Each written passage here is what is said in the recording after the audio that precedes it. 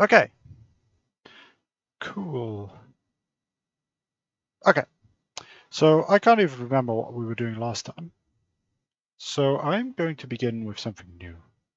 We were talking about brains and stuff, it seems. Yeah, I can't remember what we were doing. But today we are going to be doing something else. Let's go to a blank part of the page. So today I am planning on investigating and looking into the fun world of physics, specifically in this setting. I have explained some parts of how the physics and such works. Oh, I appear to have forgotten to turn my music back on. There we go. Right. I wonder if that is a bit too loud, perhaps. It's difficult to tell. I think that is alright.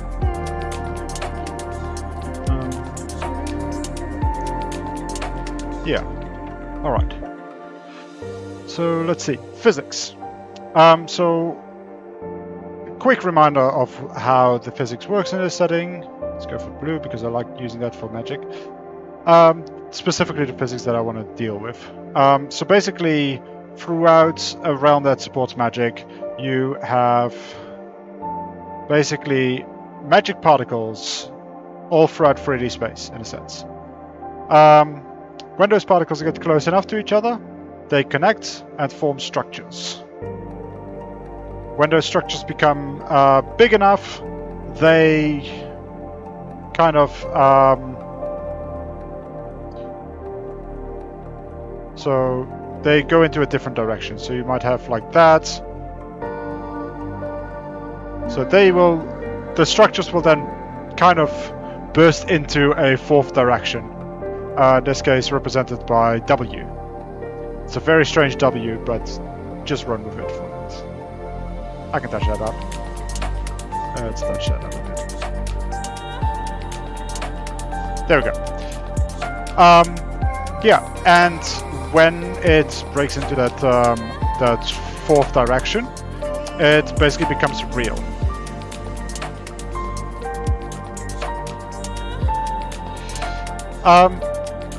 And then, based upon what parts of the structure break through into that direction, I tend to kind of visualize it as like kind of like almost like a tree structure breaking out of there, possibly, you know, with like connected bits at each of the nodes and such. But based on how it breaks out, what the shape is when it breaks out, etc., etc., that defines the properties of the thing when it becomes real. All right. Now, I want to get into a bit more detail about the effects of that reality. So, let's see. Basically, I'm thinking of how various materials work together, because I imagine that some materials. Well, I imagine there's some sort of hierarchy in a sense. So you've got structures that just spontaneously form very easily. There will be structures that kind of like, form spontaneously from just normal pressure. Then there's structures that are a bit more difficult to form. Like, you know, like basically like the more complex the structure is, the more difficult it is to form just naturally through random pressures and such, like just by pushing them, getting pushed together. So, but yeah, I still think that there is likely going to be different structures that form differently. Okay. It has been a while, so I need to get back into shape in this area, in the whole talking thing. But yes, so you've got structures that can spontaneously form, then you've got real structures that can spontaneously form. But then also, when a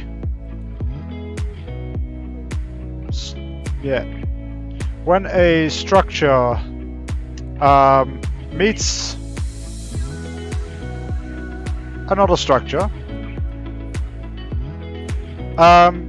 and they get pressed together hard enough. Hello, welcome, Mark Phoenix, to this hopefully informative and hopefully entertaining stream. So I have no idea how much of that you got. So I can go over like a little bit of what I've covered already. Basically, I've been talking about how the basic concepts of the physics behind the magic work. So I'll just go over it again.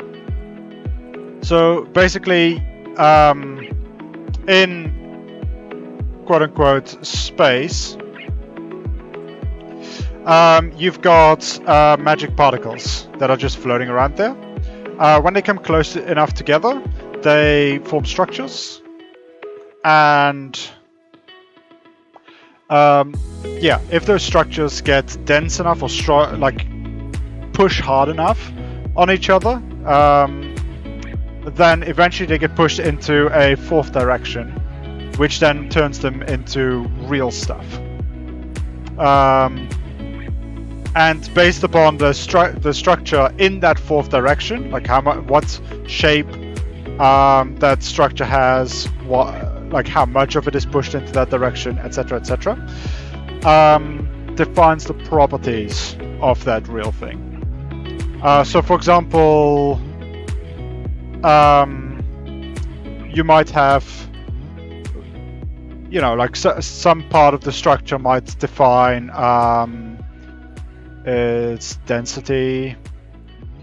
It might define its color. It might define what like the smallest particle is. It'll define a lot of things. It also defines whether it is like matter, or energy.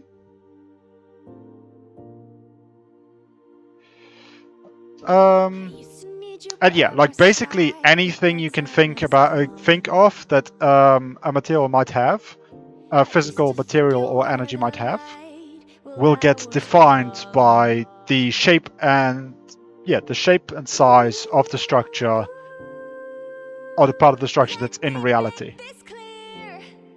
And then I was talking about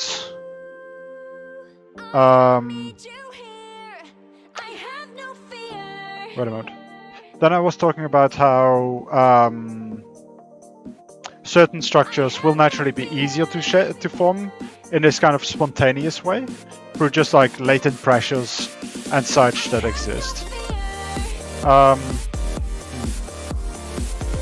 me, the sound is a little bit loud. I hope that doesn't interfere too much with how you hear the sound. But yeah. Okay. Yeah. So different materials will have more difficulty being formed or less difficulty being formed spontaneously. But when two different types of structures come together, they can basically bind together.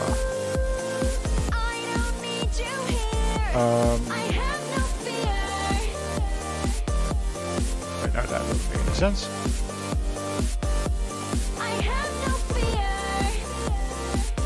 into a bigger structure. And so even though say this structure might not be able to be formed spontaneously, because these two structures came together, it can form a more complex structure. So this basically means that although some structures originate spontaneously, others actually need to be made, and these will have special properties. And I imagine, just a moment, I haven't used my drawing pad in a while, so now it is a bit dusty, and all that dust came onto my hands. Just deal with that. Okay. So yeah, then that naturally means that there's some kind of almost like a hierarchy in terms of things, and that certain materials need certain other materials. So something that I could imagine happening would be that something like, oh wow, I cannot draw rocks, but just imagine that that is a rock. Something like rocks and stone would likely be a very simple structure, but a very stable one. But then things that are required for I am not going to draw like things that might be needed for life would be more complex and may need certain structures that are, for example, present in stone.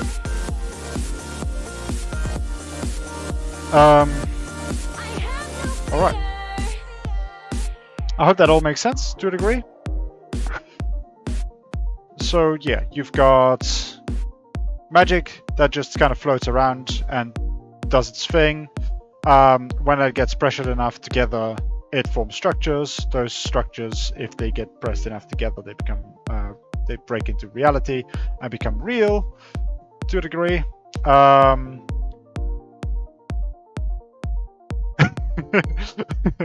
Fair enough, fair enough. I think, yeah. I think like the whole breaking it to a separate direction, I would probably recommend not getting too hung up on that specifically. Like that is a bit weird to conceptualize mentally, but if you just go like, ah yes, bits of it disappear and form and start making I don't know. Basically, it's not too important to think about it in four-dimensional space.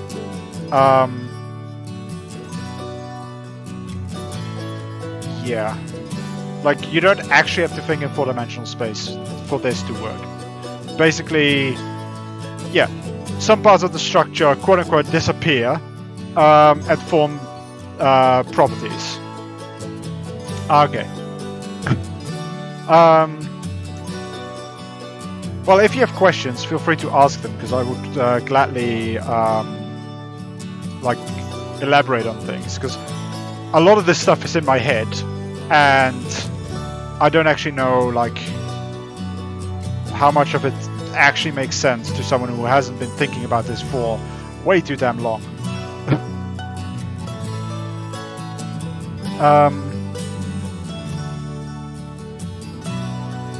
But yeah.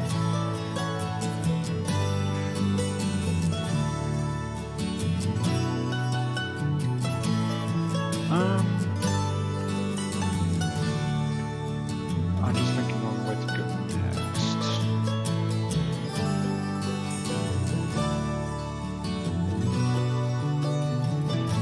So yeah, let's see.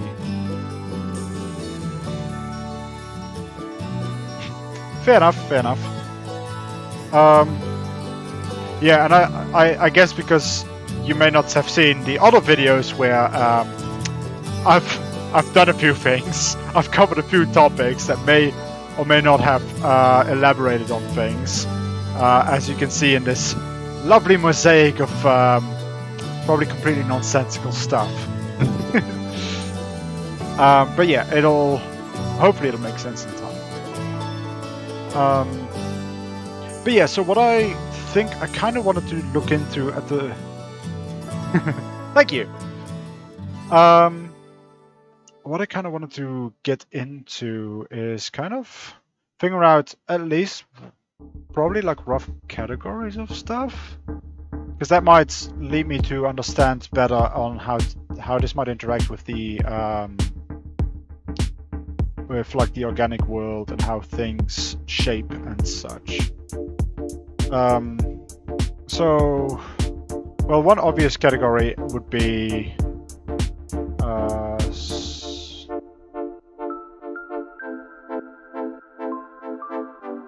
spontaneous magic structures.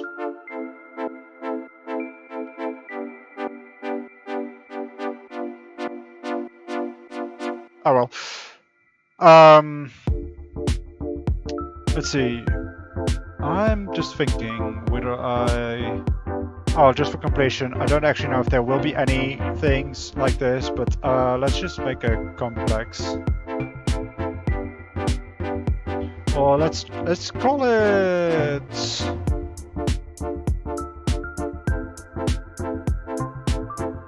tier 2, right? Magic structures, because that allows me to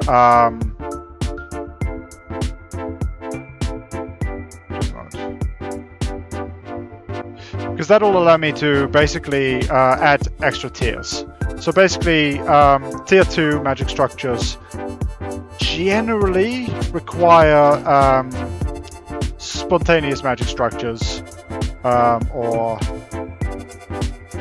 tier 1 magic structures to form. And so, like, you know, tier 3 structures need at least some tier 2 structures, etc, etc, etc. I don't...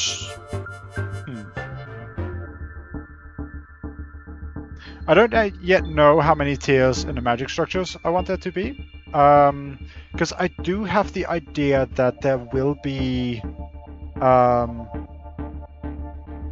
basically like magic life. Like purely magic life that completely consists of magic structures. So that it has no presence in reality. But I don't know how many tiers I would need for that to be possible. It would probably require a few tiers, because like life is kind of a very complex chemical reaction, set of chemical reactions in a sense, and so if, like, you know, life could kind of originate spontaneously from a tier 1, that might be problematic or something like that. Yeah, and then we've got like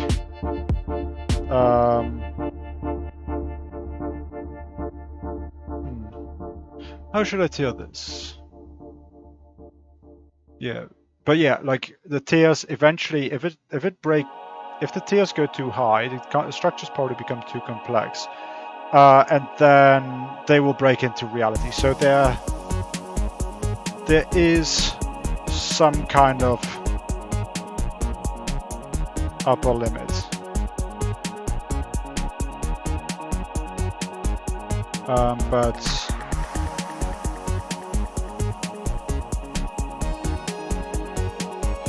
But I don't know yet where that upper limit lies. Okay, so that is basically when it's so breaking into reality is basically me quickly saying that it broke into the structure got complex enough that a part of it has been pushed into the 4th direction, which then means that a part of it has become real, and so therefore has real properties. So magic structures purely exist in this in kind of this magic state, because the magic particles, they don't really have their own dimension or reality or whatever. They do exist together with the real world, but things only become real when they get when a part of a magic structure gets pushed into the fourth direction, and thus gains real properties. So magic doesn't have mass. It doesn't have energy, and energy in this setting is defined differently from energy in the real world, because of course I had to change that because I am like that. But yeah, and yeah, like another thing that I should probably say is that almost, at least in the main realm of Myriad Skies, basically everything real, everything tangible, everything that can be interacted with in a way that would make sense to a person from Earth, is realized magic. So it's all magical structures that have been pushed into the fourth direction. So that would be like everything from rocks to trees to... Oh, that is a fantastic tree. You know, to your hand. That is a beautiful hand. Look at that beautiful hand. You know, like basically everything. Yeah, everything physical is realized magic, but also all things that happen in a sense, like light is realized magic that has become light energy, and let's see, heat to, yes, all of that kind of stuff is basically what is, yeah, all of that is realized magic. Okay, so I'm probably gonna get rid of this tier stuff real quick as I come up with better explanations, but I'm just thinking on the fly at the moment, as we do here. Okay, so yeah, I think I'll just go with tier 1 physical. Oh no, I should probably stay a bit consistent. Real.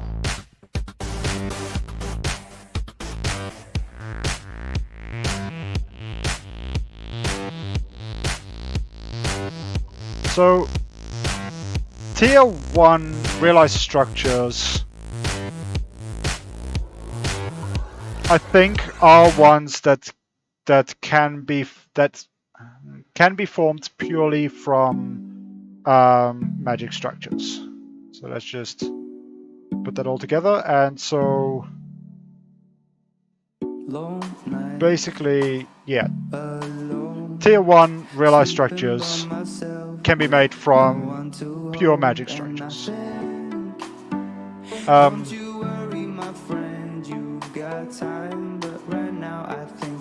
Yes.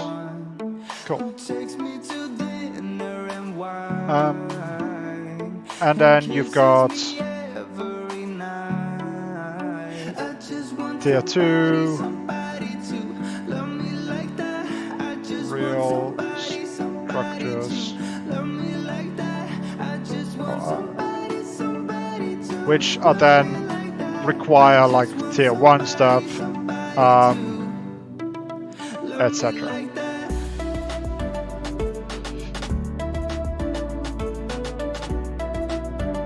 Okay. Now, I do have to express that what I actually mean by spontaneous, like spontaneous creation of this kind of stuff. It is probably possible for tier 2 magic structures to be created spontaneously, but you would actually have to try.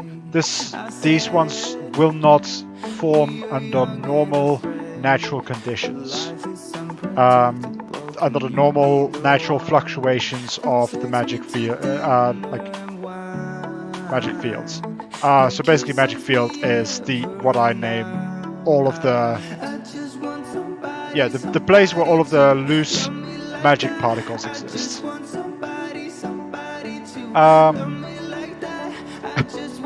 I'm just realizing how much like terminology I've already come up with that I need to explain just to be able to talk about things. Man, what have I got myself into?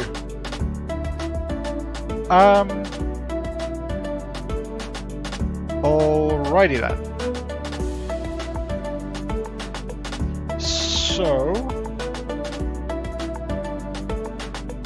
okay, I'm not gonna get too deep into the magic tiers at the moment, like what those are gonna be like, because I don't really have an intuitive sense yet of what kind of things those would be.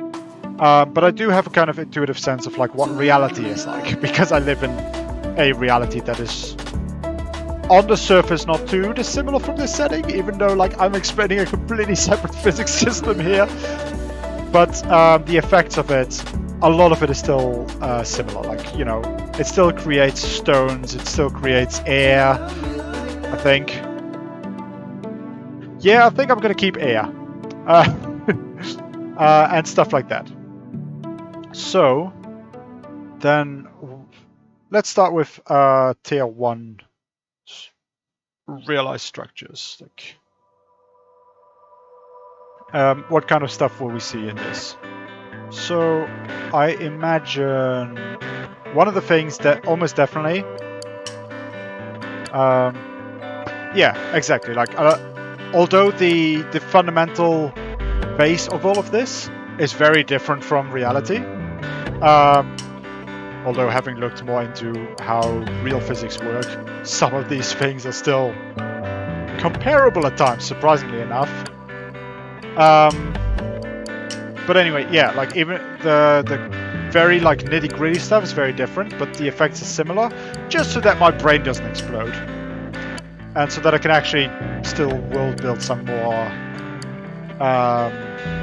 bigger stuff. And yeah, don't have to do equations yet, because knowing myself, I am absolutely at some point going to actually... Anyway, back on track. Tier 1 realized structures.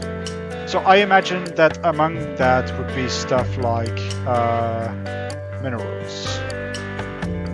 So, you know, like types of stone, especially. And that kind of stuff. There's probably going to be more complex minerals that form under specific circumstances, especially stuff like gemstones and such. But like common types of stone and actually I'll add it here. Like common minerals will be a tier 1 realized structure, which basically means that it's not necessarily uncommon. Like it basically, like minerals can form spontaneously under the right circumstances. Like if you've got, or are more likely to form seemingly spontaneously as a chain reaction from, you know, like magic materials becoming like conglomerating and such and such. So basically, like, yeah, minerals are probably easiest to form. Should they be the easiest to form? Wait a minute. Actually, should they be easy to form? They are simple structures.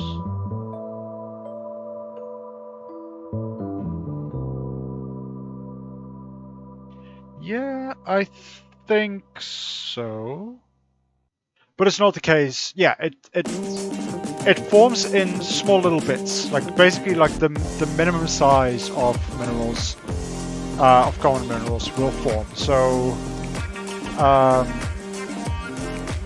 basically like tiny little specks of dust, which then over time conglomerate and possibly through energies being influenced, like doing their stuff with them, they then form together to form solid stone and such. Yeah, I think that works.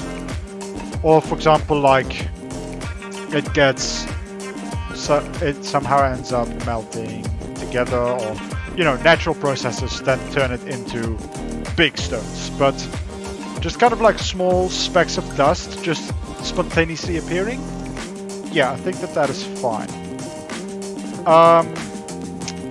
I imagine water is also a tier 1 realized structure. And so is air.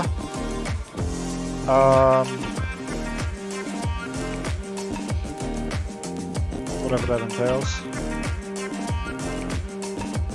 Yeah. Never mind. But yeah, whatever that means. In this setting, because I'm not sure what air is actually going to be, like how that works in this setting. Let's see.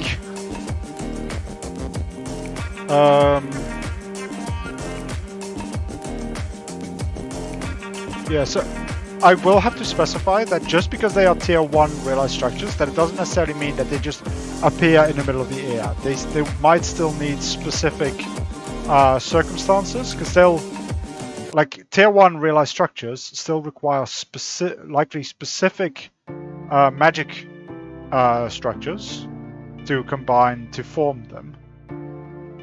And those still need certain circumstances. So just because something is a low tier structure doesn't mean that it will form. It just means that it can easily form on its own in a natural environment, but not in every environment. Yeah. So having said that,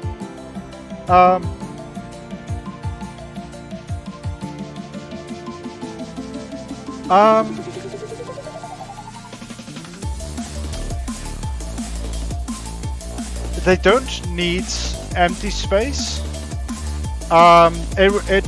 It will kind of just push the other things out of the way, and if there's no space for it, either there's just no space for it, like, wait a moment. Right, so basically,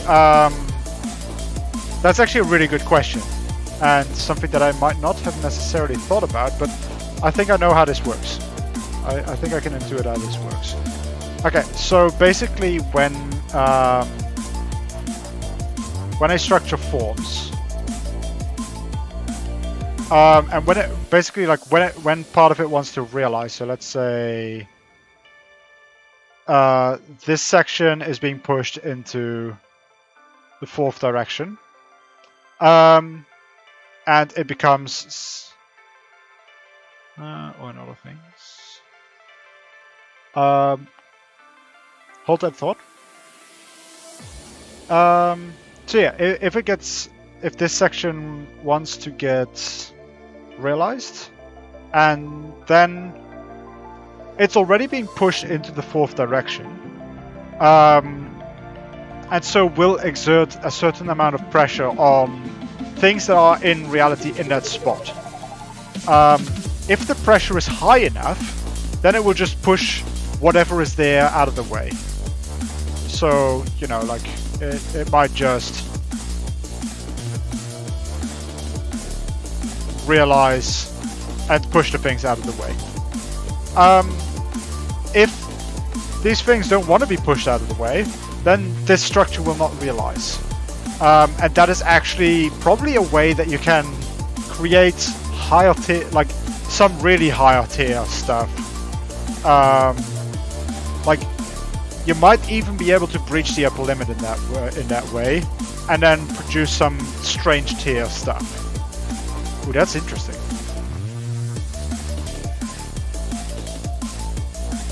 Yeah, there might actually be strange tier.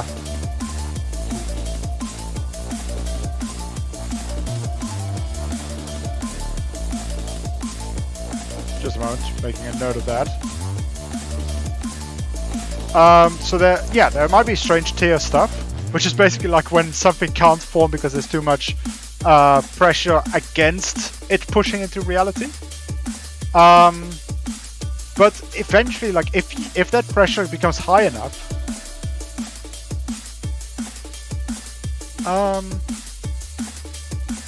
well, either the realized thing will push it apart, or in what might happen is that the pressure is so high that indeed the structure of the physical materials and the thing that is trying to realize merge, and so then you get new materials or new energies. Because they're still the same kind of structures. It's just that realized things just happen to be in a different direction. Some structures move past each other really easily, and they don't really have too much of trouble with that. Especially energies. Energy structures have an easy time moving past things generally. Because they don't have physical properties, or they don't have like volume and such. So they're not really pressured by volumetric properties. So they don't really need space to realize. But instead, I should probably explain what energies actually are in this setting. So energies are an interesting type of structure that is realized, but usually it doesn't necessarily do much on its own. It might have some effects on its own, but it modifies other structures. So, for example, say you have a stone structure. That is a structure. And then you have a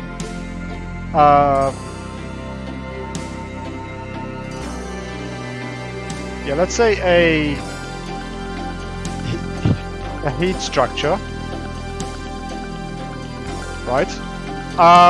The heat structure may then connect to the stone structure, and this changes its properties slightly, but this is kind of a wait a minute.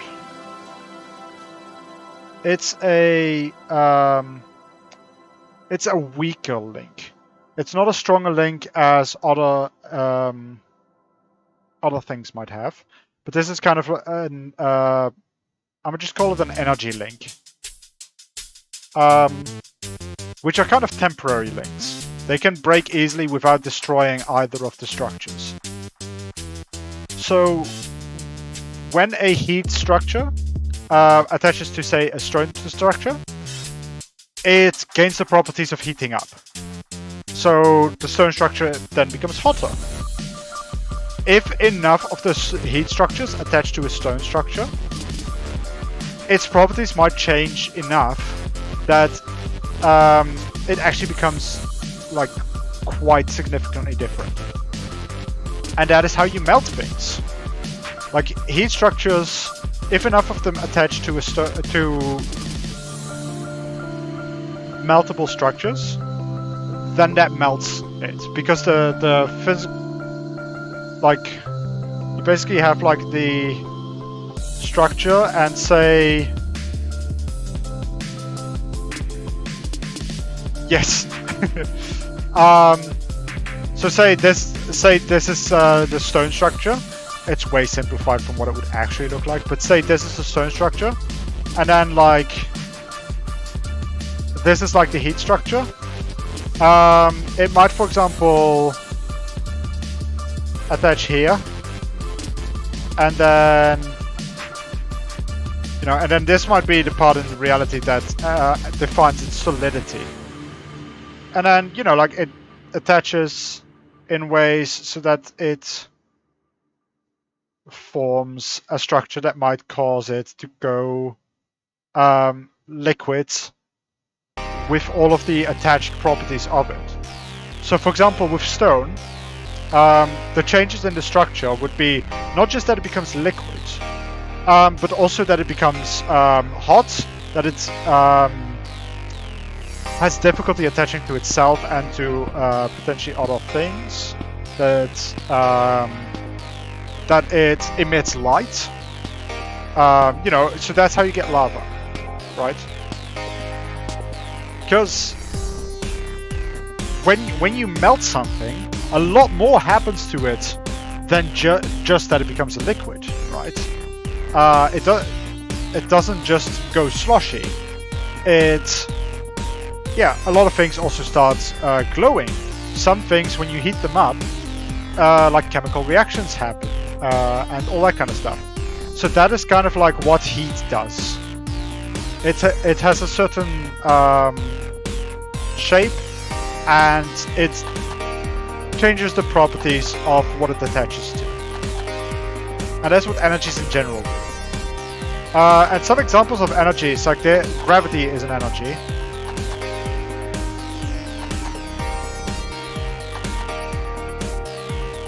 So realization, once something is big enough, it happens basically instantly. Like it's not a long-term process.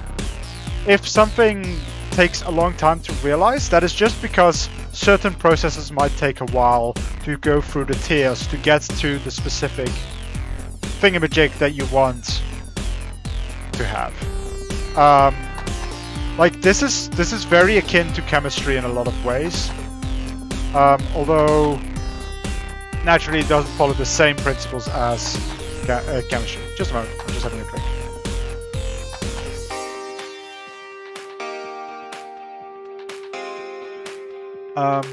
Thank you, by the way, for these questions. They are very useful for like strengthening concepts in my head as well, and for making me think of certain things, because it might sound like I've got all of this stuff all figured out and such with how I answer these questions. But a lot of these questions I'm just answering because I know enough of the background stuff to be able to figure out on the fly what that would mean. But a lot of it has not actually been figured out. Like the timing, I hadn't actively thought like, oh yeah, this is instant. But based on the various concepts behind it, I'm kind of like, yeah, it's instant. Like so, but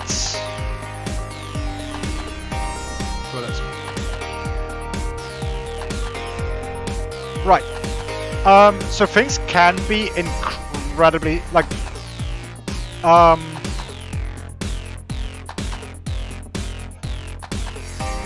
so you can change things really quickly. The issue is often that to make big changes really quickly, you need a lot of magical energy, a lot of magical particles, because like these particles, I imagine that their prevalence and density should be compared to that of like atoms and molecules and that kind of stuff. Like this is real small stuff. And so like the structures also really like small, but the realization can be done instantly in a lot of cases, and this is how magic works. Like this is how people can cast magic, and a lot of that stuff can be done instantaneously. Well, as fast as they can form the structures. Like the realization process isn't the problem. The problem is the process of creating the structures. Because basically, you might have to go through a whole heap of these tiers from structure to structure to structure. And you might need like really complicated combinations of these kinds of things to come to the result, to the change that you want to have. But if you can go through these structures and know how to make that happen real quick, then yeah, you can make massive changes really quick. But some of these things will be chain reactions. It's both. So this is how the world works, and magic use is actively forcing these structures to form. The stuff that I'm talking about here mostly is the kind of stuff that, yeah, without the interference of, like if you were to just have, if you were to start with just magic particles, then it would progress through these tiers naturally. But once you start including, like say, creatures that can do magic, they can seemingly jump past these tiers because they can impose very specific interactions on them. Because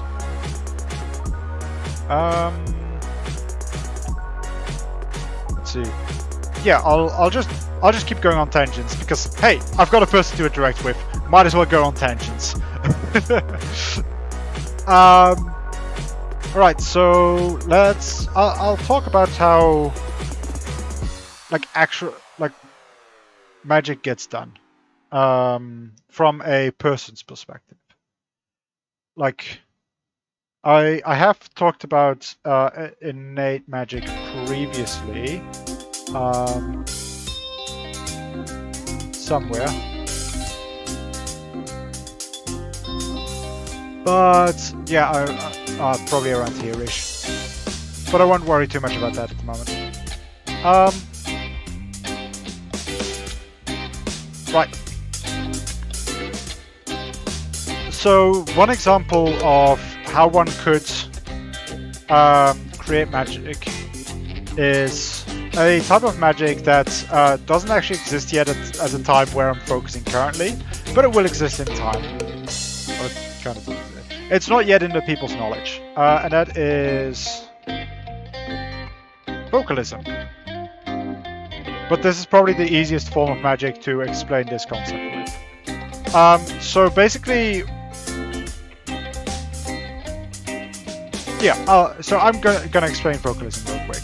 It'll get to the point where this might make things a bit clearer. So basically, even though a part of a structure gets pushed into reality, another part of it will still remain magical. There's very few structures that are actually purely real. So you might have, you know, a part that is real and then a part that is still magical. So yeah. So this part defines the properties of what you can actually see in reality. So let's say for a moment that this is air.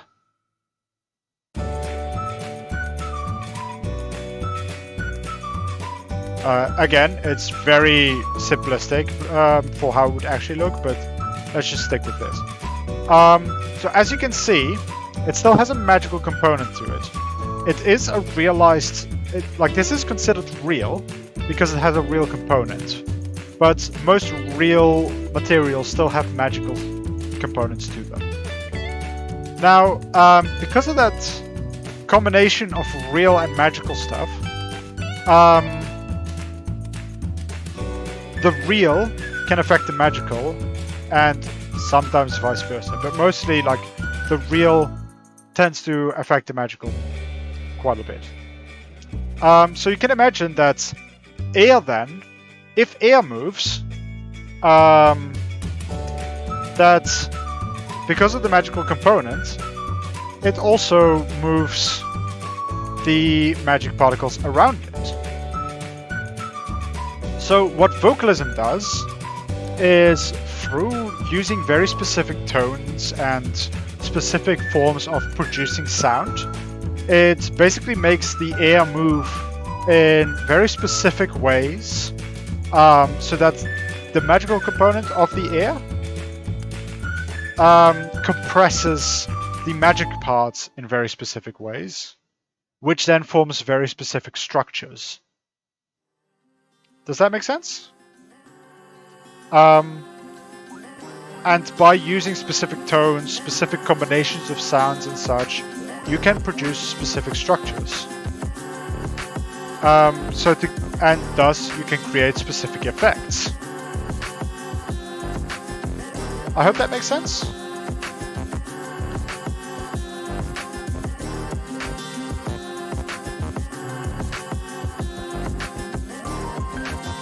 Excellent.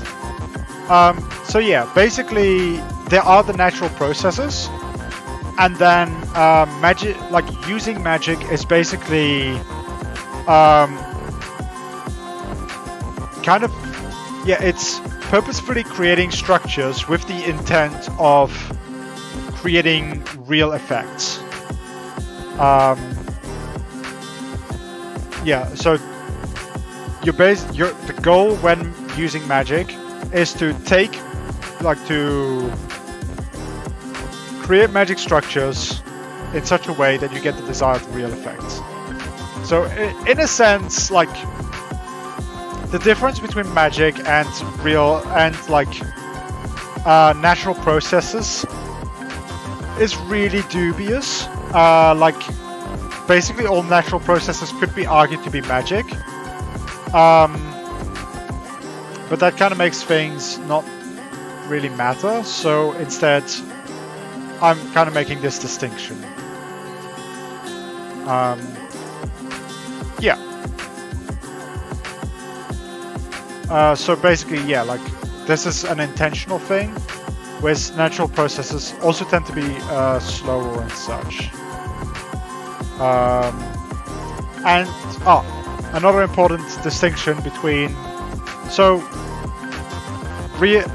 natural processes tend to follow the tier structure, but magic processes may kind of like seemingly jump between tiers, or like goes to certain points in the tier list much faster, I think.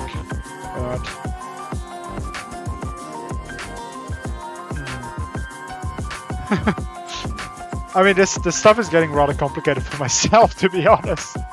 But yeah, I do understand what I'm...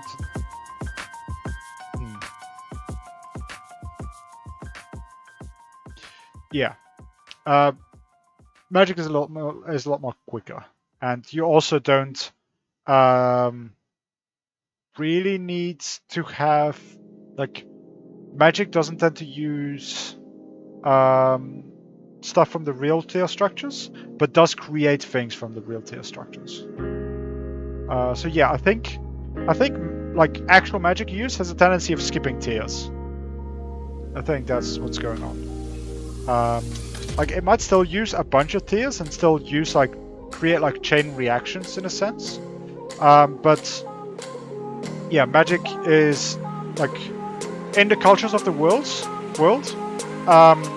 magic would basically be the spontaneous creation of things and the spontaneous causation of things. And I wouldn't be surprised if certain cultures even have very little distinction between natural stuff and such.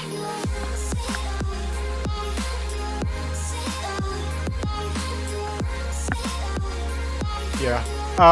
Although I will say that in this setting, the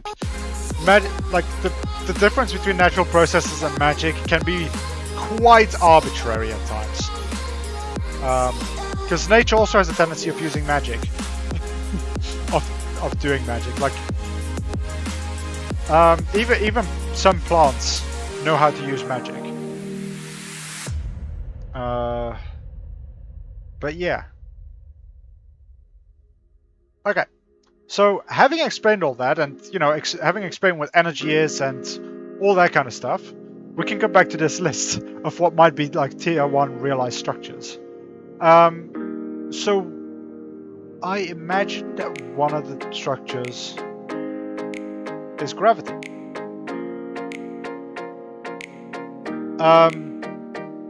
Although I will say that gravity tends to not form in the main realm of the Myriad Skies, but tends to form more in side realms.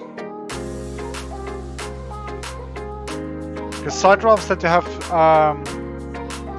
more specific properties to them that tend to cause certain specific structures to be more commonly shaped in them.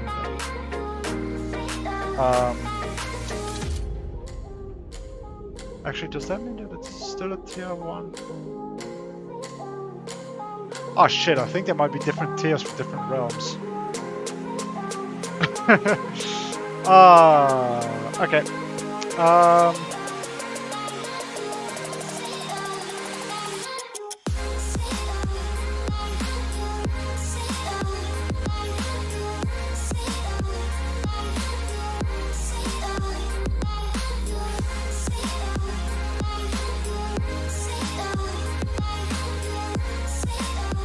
Okay, which means that this is not the case. Well, I mean, if you have a very complicated system, things are gonna get more complicated. Because yeah, like the different realms tend to be quite different, especially the side realms.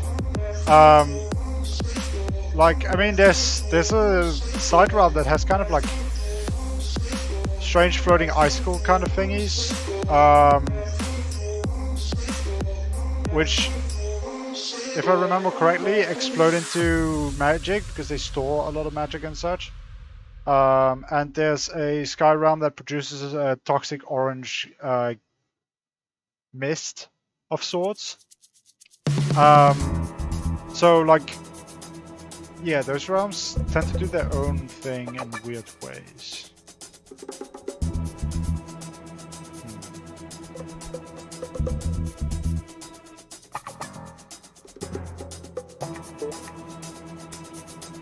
So yeah, let's see what other types of things. Oh,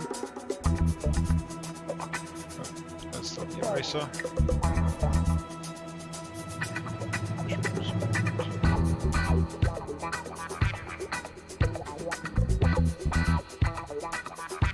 I don't even know what zoom level I was at. Anyway. But yeah, like this setting is so bloody damn complicated already, and I high-key love it for it. Yeah, like one of the thoughts that I had with this setting was basically that I want people who know enough about the setting to be able to discover new things about the setting without me having explicitly created them. And I mean, the fact that I can kind of already do that is amazing to me. But yeah, like I kind of want this setting to be able to grow on its own, in a sense, if that makes sense.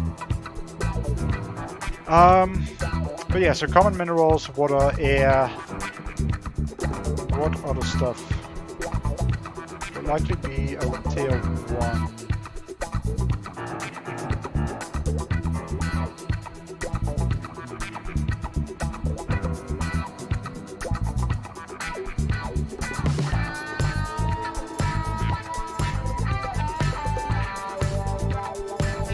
I'm just raking my brain at the moment for what kind of real life substances exist.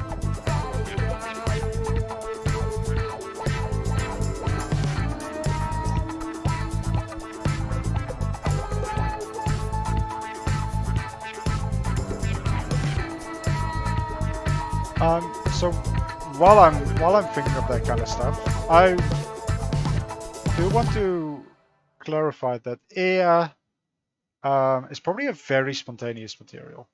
Like it has a very much a high likelihood of forming, but it probably has. Actually, this is probably coming back to a question you had earlier. It probably has quite a low pushing power. So if there's like anything that's kind of in the way, air won't form.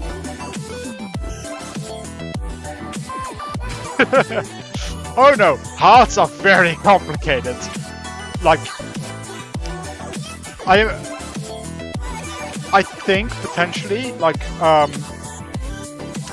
muscle tissue might actually be a structure. Potentially. I'm not 100% sure on that though. But it's definitely not a tier 1 structure.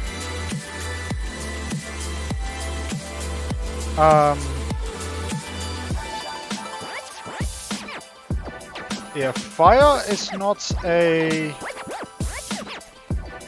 thingamabob.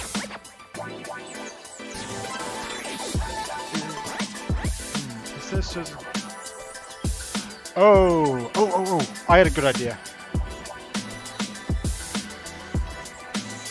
Yes! Cold structures! So cold structures in the Myriad Skies realm form relatively easy as well.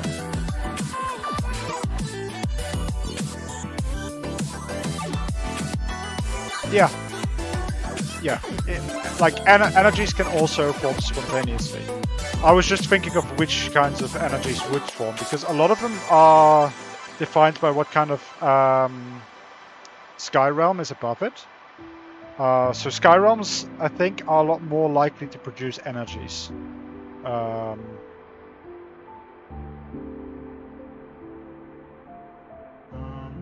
yeah, I think that the Myriad Skies specifically, like the main realm, produces cold energy by default. Like that, cold structures have a relative ease of forming, I imagine. And then the sky realm above it can produce heat structures. Because I don't want temperature in this setting to be vibration. For a variety of reasons. For one, if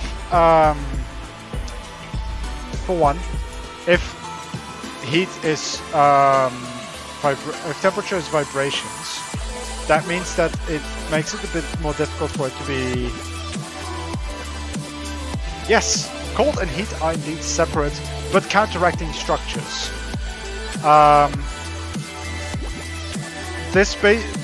The reason for why I'm making it this way is twofold.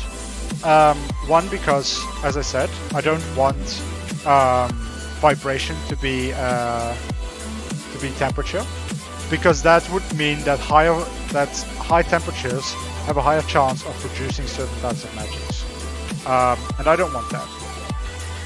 Secondly, if heat and cold are actually separate energies, and cold is not just the absence of heat,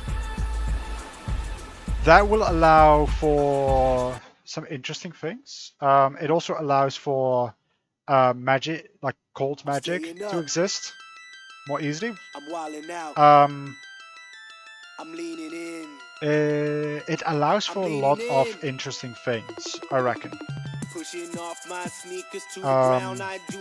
And it also means that if you go to a place that doesn't have magic, because those places exist, there are places that don't have magic, that you don't freeze. So yeah, I think that like a general comfortable temperature tends to be when there's either a balance of heat and cold, or just neither. And I imagine that heat and cold structures, in most cases, but not, I don't think all cases, but in most cases, kind of destroy each other. So they just have the kind of structure that, like, if heat and cold energies attach to each other or to the same structure, they just form a structure that's really unstable and so collapses and goes poof out of existence.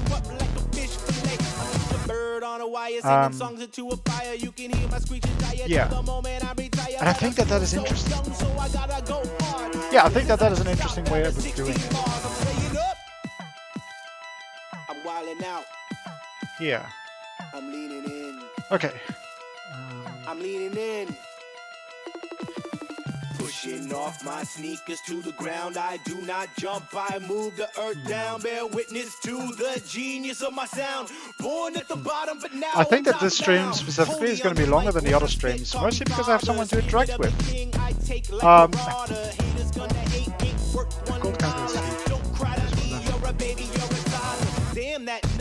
Basically, if there's no,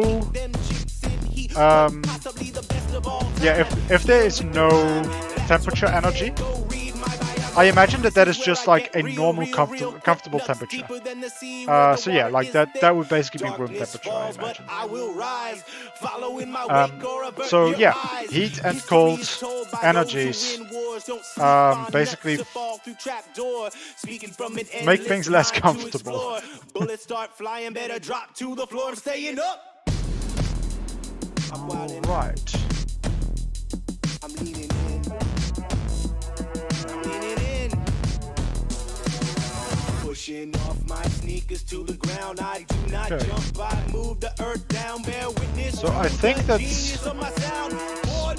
specifically these three types probably like all like branch out into multiple forms.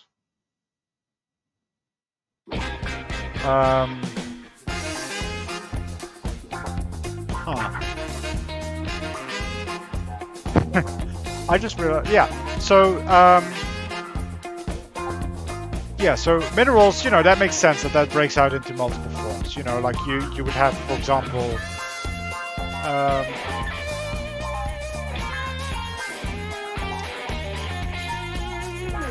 like you might have a clay type of thing. You might have,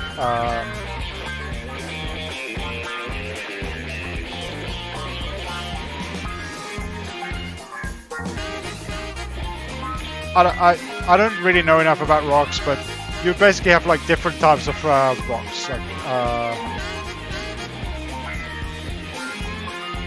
so that and like, you know, so you basically like all the common kinds of minerals. Like it's actually each individual is its own structure, and so yeah. Same with water and same with air. So. There will be different types of air, different types of air structures, different types of water structures and such, and those kind of comprise the stuff. This might be kind of, with air, for example, it might be kind of comparable to how air is kind of made up of oxygen, nitrogen, etc., etc. Although it's not directly comparable to those things.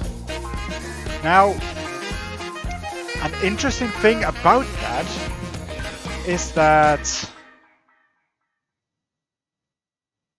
it means that I can have certain types of water, or certain types of air, or certain types of minerals that are actually nutritious, that can actually be used by organisms to convert it into higher tier stuff. Higher tier structures to do other things, to have materials with different properties.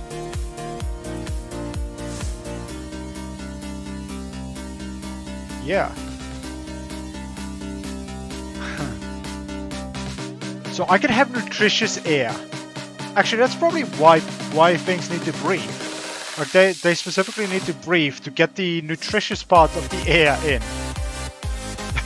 Yeah, tasty water, tasty air. Although I'm not sure if it actually has taste, but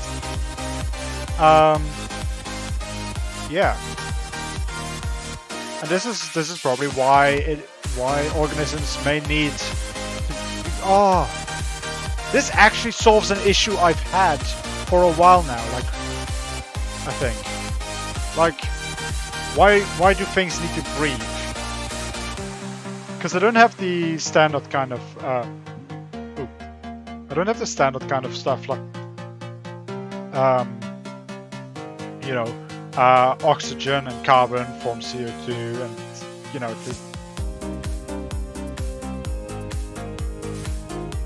Actually, it's way more complicated than that. But anyway, like it's not like, you know, in real, the chemical processes aren't the same as in the real world. Like one of the biggest differences in this setting is that,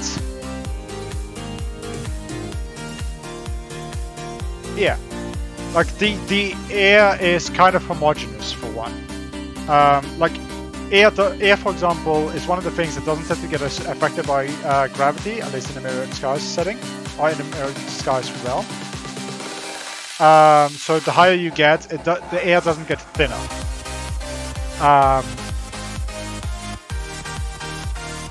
Where was I going with that? Yeah. But there is still like, yeah, it might not necessarily be oxygen that's in there, but it'll be certain kinds of structures that are needed for processes required for life. And same with water. So, yeah.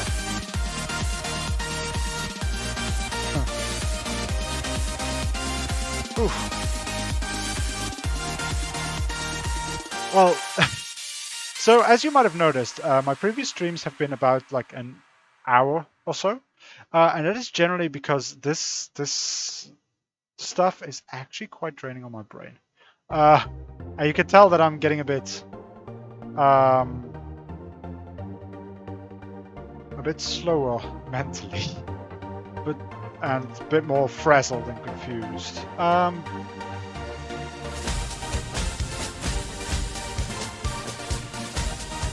Oh, I mean, so I have in a previous, yeah, I have actually in the past touched on the organs of a law of the people, and like the magic organ is right here, so you've got like, yeah. So I definitely recommend that you watch that previous video. I'm not entirely sure which one it is. Actually, I can have a quick look at it.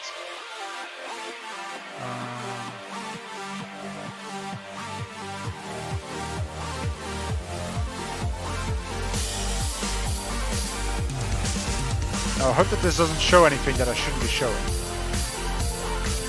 I don't think it should.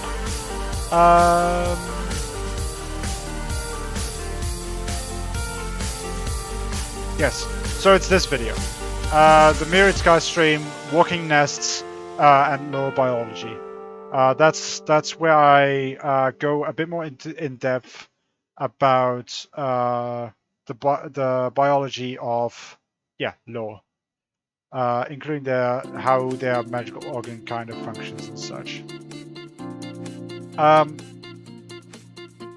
But yeah, like I will be able to figure out like what kind of stuff is in the air and such when it comes to the specific processes that happen.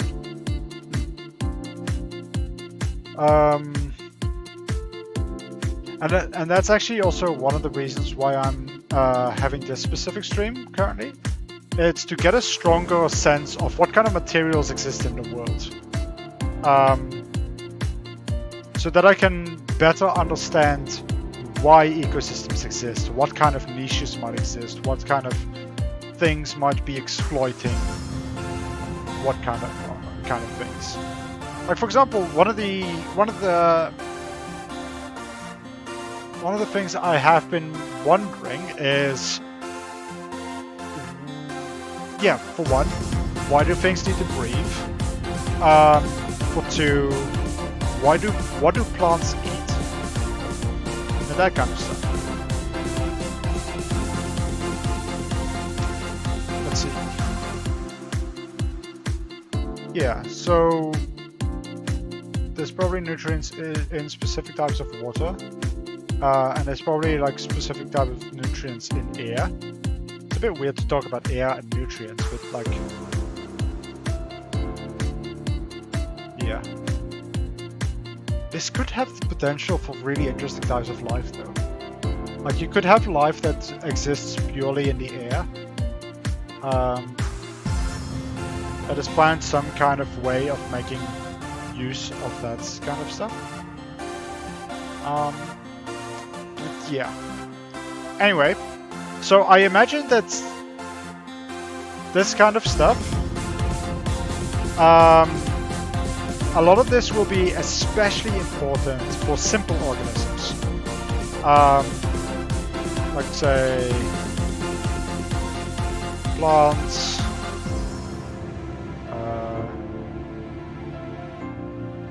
fungi,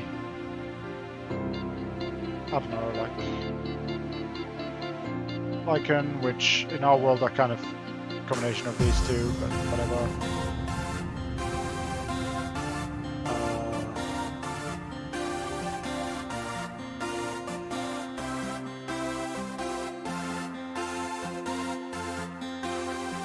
Etc. Yeah. I put it over here because they're sometimes a bit ugly. Like, you know, like the kind of stuff that gets stuff directly from the environment that doesn't need any previous existing things. Although arguably plants kind of need bacteria equivalents to function in some cases and such. And plants kind of depend on fungi. So it's much like in the real world, it's a lot messier than this. But yeah, these kind of like depend on this kind of stuff. Also, can you notice that I'm just constantly like kind of zooming out on this thing? Maybe I should zoom in sometimes, but I just like the oversight. Whereas like animals and such will probably be using higher tier resources. And these organisms likely produce higher tier products for a variety of reasons. Like, for example, wood. Wood, I imagine, would be a higher tier resource or higher tier material. So it's yeah, because I kind of want to. I kind of don't want to necessarily deal with cells.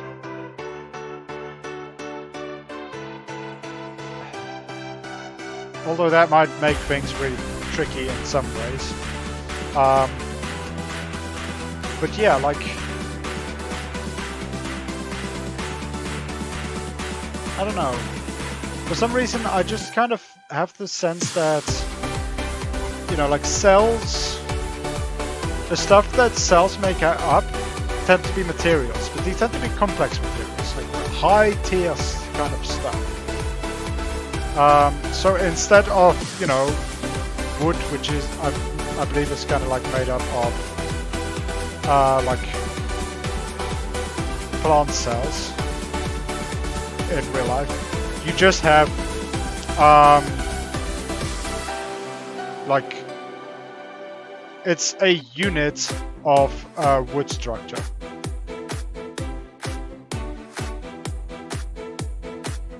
Which has the behavior of the cell, in a sense. And you will need to basically like feed these structures other structures to maintain it. Otherwise, it will deteriorate. You know what? I'll explain deterioration as well. So one of the things about a setting that has magic, where you can basically create things,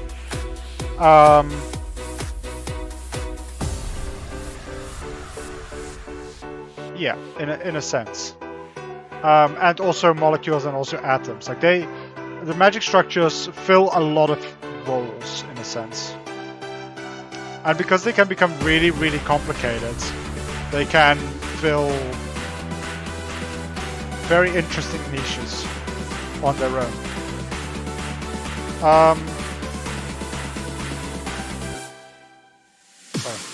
I'm getting distracted by other interesting thoughts. Like, I wonder if there can be an organism that is completely just one structure. Maybe. I'm not going to deal with that right now. What was it going to... Oh yeah. Structure deterioration. So, one of the things with this setting is it allows for the spontaneous creation of things. Because you've got energy structures just hanging out, actually, so that I don't clutter things. Let's have some fun and do it in here. There we go. So because you have magic structures, or like magic particles. Actually, let me start from a different direction. Okay, so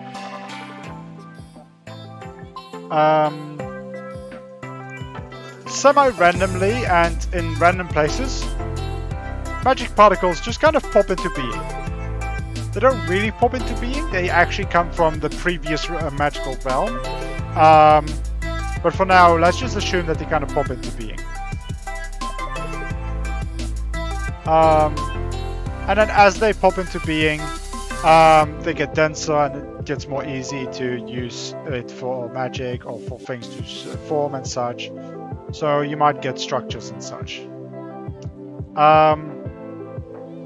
But if this was the only way that things worked... Actually, I should note another thing. So, structure bonds are kind of unbreakable. You can't just like break these structures or these structure connections and be fine with it. If any structure line breaks, well, it doesn't. But basically what happens instead... Oh man, I'm explaining this horribly. Let me roll back a bit again. Okay, so yeah. Magic particles pop into being. When they get close enough and like pressure each other enough, they form links with each other. These are effectively indestructible links. There are exceptions, but they are effectively indestructible links. Now, this would naturally create a problem, because eventually the world gets so saturated with these links that like more and more complex structures get formed, and they would basically populate the entire world. Which would basically be a apocalyptic scenario in a sense. A slow one, but it would be an apocalyptic scenario. So certain structures are more stable than other structures. But every structure eventually disintegrates. What that means is the entire structure just kind of ceases to be. Or so it seems from the eyes of someone who is just in the realm where this is happening. What is actually happening is the bonds break, and the magic particles get sent to the next magical realm. And so it kind of like moves around in the quote-unquote multiverse. whether magical particles are indestructible or not, I'm not sure. I don't know that yet, and currently it's not too important to know whether they are ever replenished or destroyed or whatever like that. Apologies.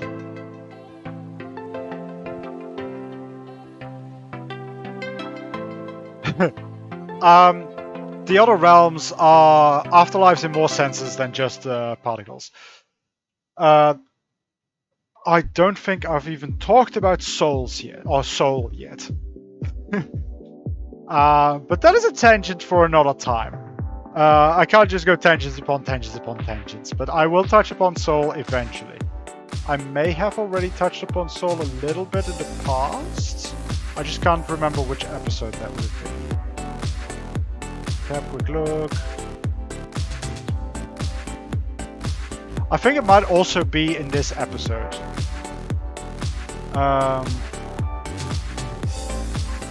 Yeah.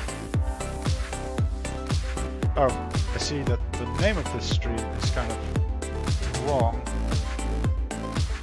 I would just change the name for a bit.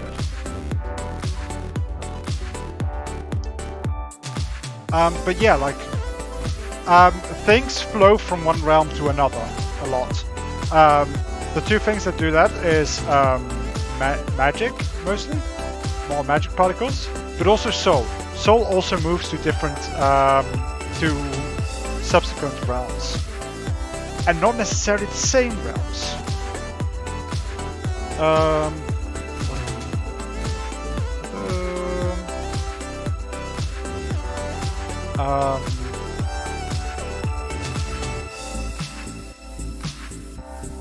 Let's just stick with that. Oh yes, yes. Soul is different from magic. Have I?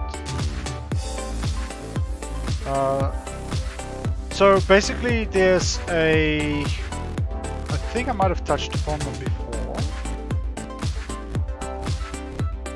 but can I find it?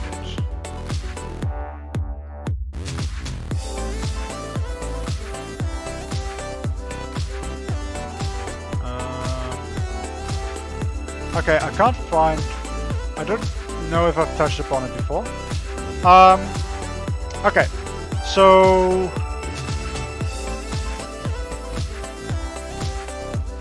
basically, there's a bunch of fundamental materials. So you already know about magic. So magic is kind of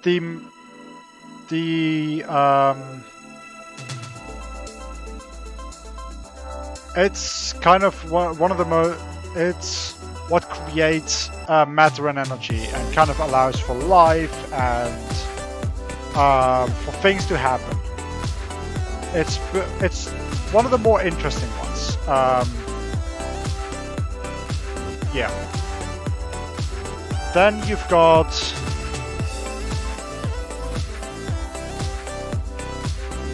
fabric. So fabric is basically what creates space. So fabric is kind of a thing that exists in kind of like 4 dimensions or something like that. And it's basically what allows for the different realms to exist and be. So you might have, you know, like fabric might form connections between different realms and such. Fabric might loop in on itself, which is how you create portals and such. And basically, yeah, it shapes the extremities of reality and of anything really. Yeah, it is the boundaries of existence. There's nothing that exists outside of fabric, but within fabric, everything exists. Actually, there are things that exist outside of fabric, but let's not worry too much about it. So yeah, that is kind of like space, in a sense.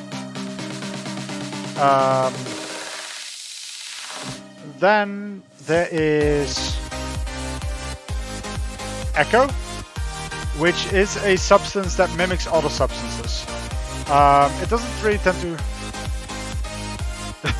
There's always an exception. So echo likes to echo things.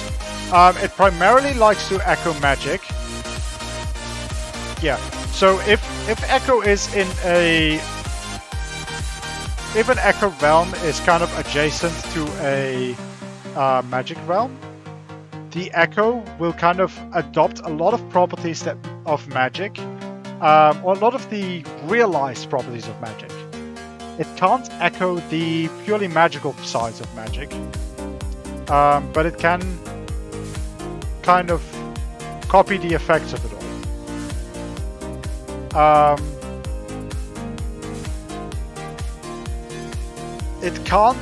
It doesn't tend to do it perfectly, but it's kind of, yeah, it creates a type of reproduction of it. So the actual the realm after this one for people, like when a person dies, their soul piece, which I will get into later, actually goes to an after realm which is made out of echo. And that one has a lot of similarities in a lot of appearances to the main realm of Myriad Skies. The realm we're mostly focusing on. But yeah, the important thing is that echo echoes. I'll get into detail in another episode, in another video or stream. And then there's soul. So soul is actually a single thing. It permeates the entirety of existence, but doesn't really have a location. Like soul kind of exists separate from fabric, and this is kind of where the exception is. Soul doesn't care about space, really, it doesn't need space to exist. It just exists everywhere simultaneously.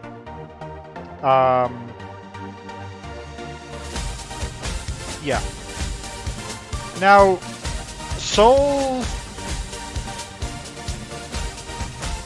How do I explain this? So soul allows for memories and thoughts.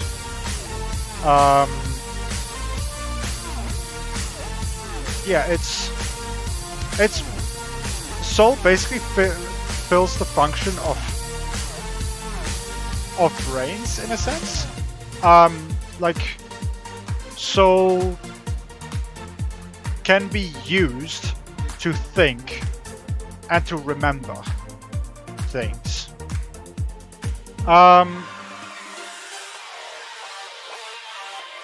Now, living things tend to exploit this property of soul by creating an interface with soul, or rather, by creating an interface with a small, tiny little fraction of soul. And this is what the brain does. The brain doesn't think for itself. All that the brain does is it interfaces with soul.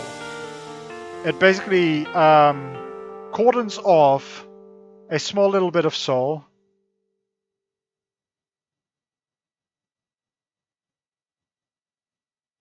for it to use all by itself. Now, this isn't necessarily this doesn't. Soul. Well, first of all, it doesn't trap soul. It links to a specific bit of soul. Because soul doesn't have a location. It's just everywhere. And in a sense also nowhere. Like every bit of soul occupies every bit of space. In a sense. You can't separate from soul.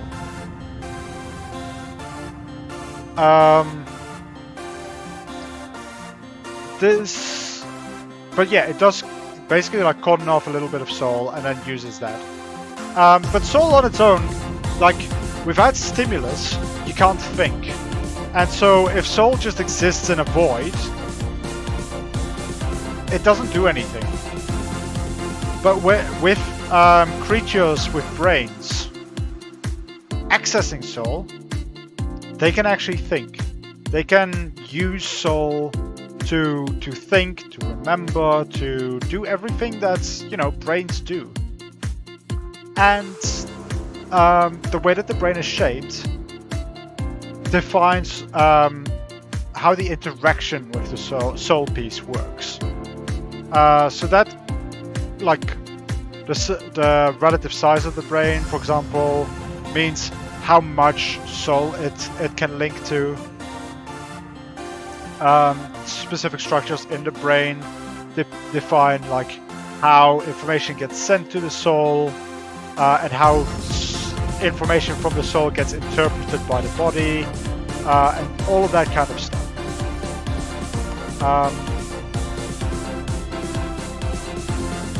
Yeah. So then, when a person dies, that soul piece tends to try and find something to connect to in the next realm. Because actually, it's not so much that the brain selects a bit of soul. The brain is kind of an open invitation for a piece of soul to fill it. And soul will readily do that. A piece of soul. In this way, like basically, once the brain starts developing, it basically invites soul to come into it. And basically, like, during the entire like development period before it like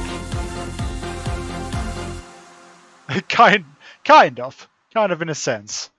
But this also causes interesting things with, like, I'm not sure if I've touched upon this yet, but yeah, might as well go on further tangents. I'm fine with tangents at this point. I've already gone off topic far enough. I'm just going to keep answering questions and continue on this topic.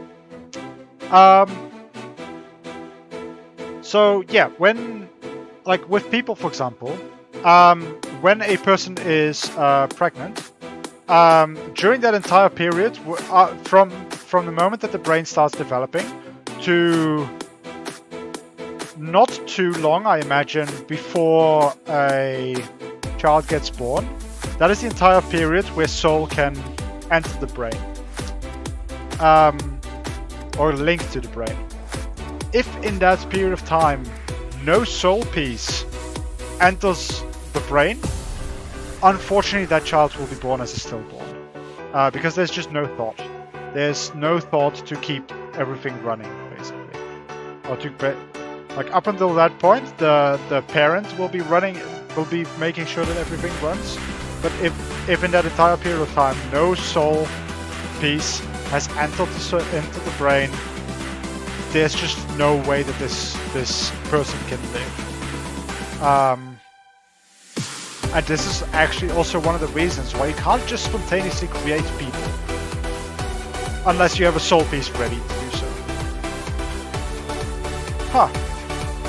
Actually, that's a good explanation for that. Cool, that solves that problem. Now the interesting thing is, because soul so readily moves into brains, basically, or other thought media, it means that basically all soul is already occupied, in a sense.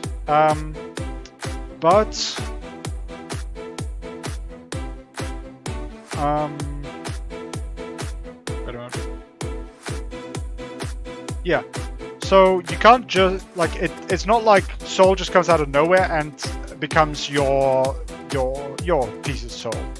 It actually comes from the previous realm, from the yeah, from the previous realm in terms of the perspective of soul. Because soul also goes along a path through all of the different main realms. So basically, something kind of has to die in the previous realm for you to be born. So in a sense,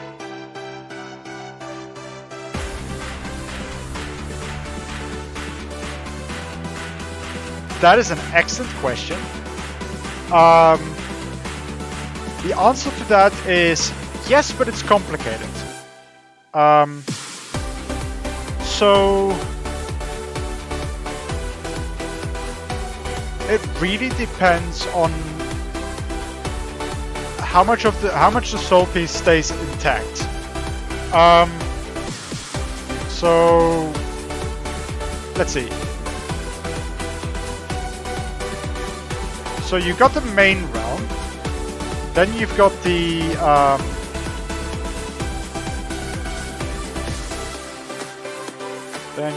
after realm and the free realm.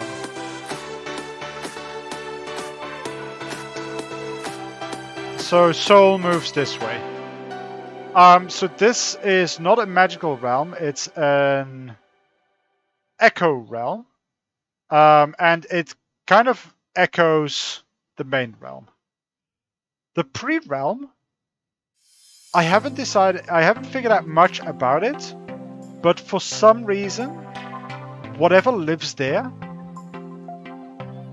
the types of brains that the beings there have is vastly different from the brains in the main realm. So what that means is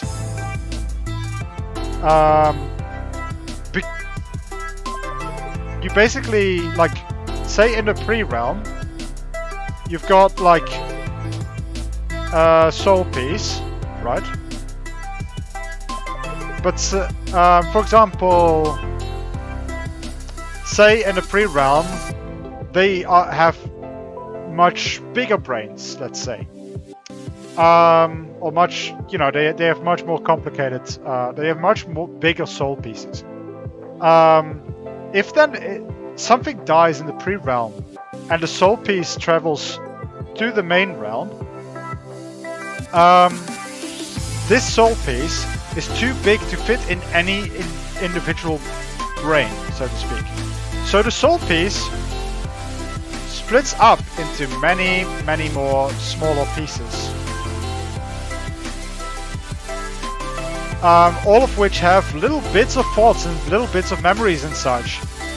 But because that splitting up is kind of completely at random, these memories and thoughts are basically completely useless. It's kind of like as if you've... Yeah, you can kind of see it as memory. You know, like memory from a computer. Like if you just kind of like copy random bytes from a bigger piece of memory to a smaller piece of memory, to a bunch of smaller pieces of memories, in its cut up form, it makes no sense. This can lead to occasionally a memory making sense, but those tend to manifest themselves more in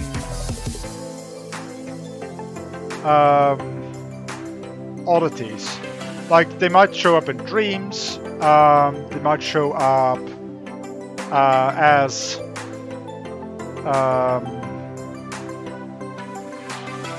just strange, random, intrusive thoughts and such, but they don't tend to make sense.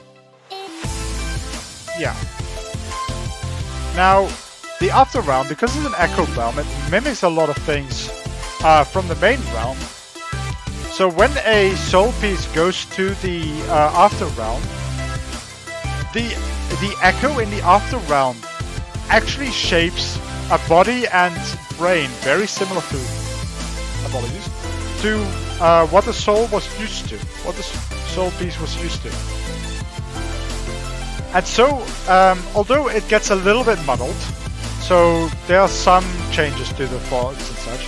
Most of the memories and most of the thoughts and such remain. And most of the thought processes. So this after realm is a genuine type of afterlife. However, the main realm is kind of an afterlife for the pre-realm, but the soul pieces kind of get muddled in a sense. Now, this does mean that if you were to get more complex souls in the main realm, or more complicated brains and such in the main realm, or linked brains in the main realm, or linked soul in some way,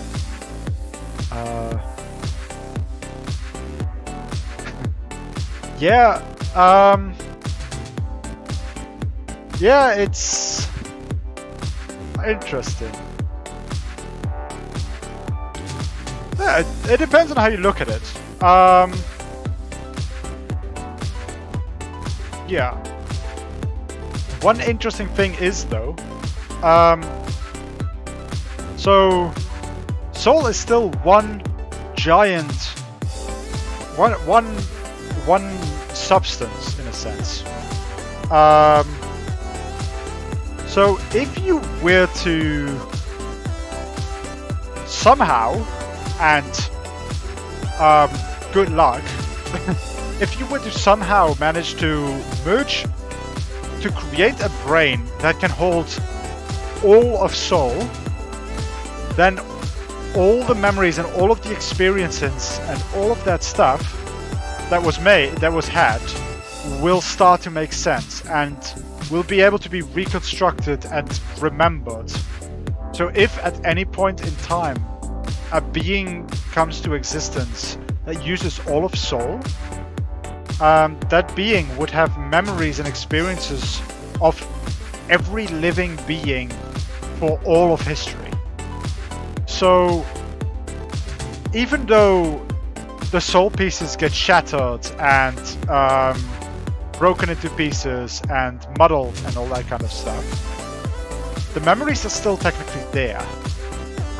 If you were to find the right soul pieces and put them back together in the same brain, you could reconstruct memories from past realms. And that is actually probably one of the ways that the existence of the pre-realm might even be discovered. Yeah, these memories are never lost. Soul has an infinite capacity for memories. That is something that I very explicitly wanted to happen, because I don't really like the idea that there's a max capacity for memory. Now you might ask, okay, so why doesn't everything have idyllic memory? I think that has to do with the way that the brain accesses soul. Like the weak link is the brain, in a sense, because the way the brain is structured defines how efficiently the body can communicate with the brain, how efficiently the brain can do its job and such.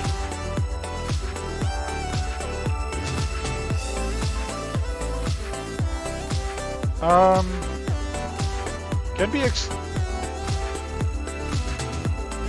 I'm not sure if it can be experienced as if it were real, because experience and memory are still different things. But there is the possibility to remember everything that ever happened. You'd need a very sophisticated brain to tickle the soul in such a way that it actually thinks of those things, like that it actually does remember that stuff. But the memories do remain existing. Nothing is ever truly forgotten.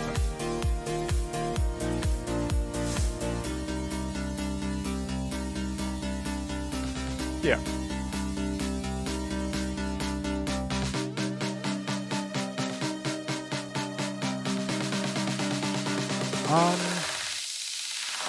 Oh yeah, and there's technically a fifth material,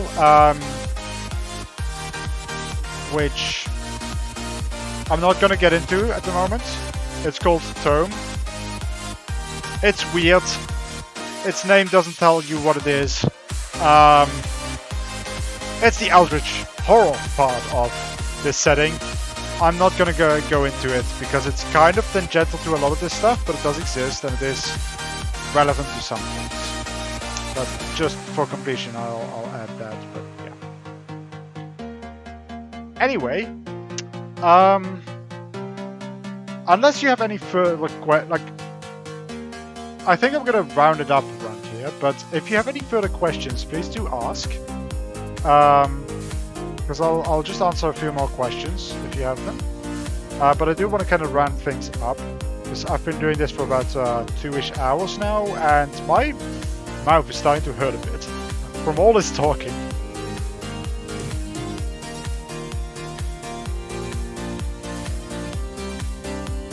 Okay, well in that case, yeah, this. I'll just have like a. So all of this stuff will make a lot more sense if you watch the other episodes.